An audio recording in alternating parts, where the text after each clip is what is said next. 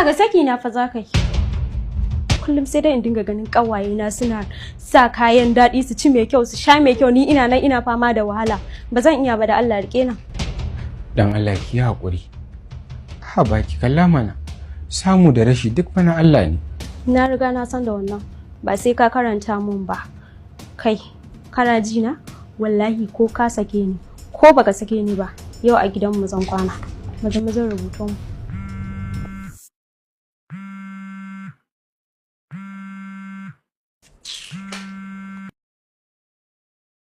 Hello Oga. Ina so zan yi magana da kai, amma yanzu tafiya ta kama ni, ba zan iya bari har sai mun haɗu ba.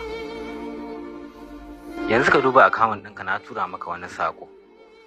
Saboda na gwada ka ta hanyoyi da dama, na tabbatar kai mutum ne na gari kuma mai amfani. Don haka shagona na kwari da kuma gidan da kake ciki, na mallaka maka su halak malak. Alhamdulillah, alhamdulillah.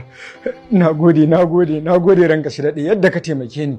Kai ma Ubangiji Allah ya taimake ka, Allah ya dafa ma. Na gode. Allah mun gode maka. Kai. Miliyan 30. Miliyan 30? Kai, Allah na gode ma. Alhamdulillah, Allah ya ga halin da muke ciki. Allah maji roƙon bawa. Wayyo.